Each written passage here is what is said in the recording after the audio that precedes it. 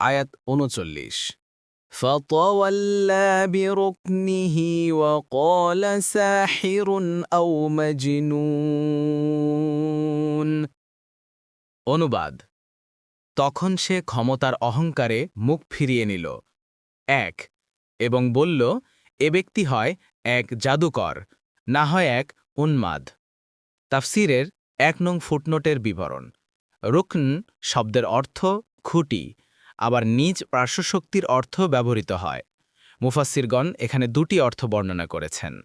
১ সে তার শক্তির অহংকারে মত্ত হয়ে মুখ ফিরিয়ে নিল।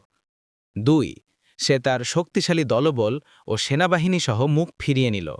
দেখুন কুরতুবী। আয়াত ৪০। فأخذناه وجنوده فنبذناهم في اليم وهو مليم অনুবাদ কাজে আমরা তাকে ও তার দলবলকে শাস্তি দিলাম এবং ওদের সাগরে নিক্ষেপ করলাম, আর সে ছিল তিরস্কৃত।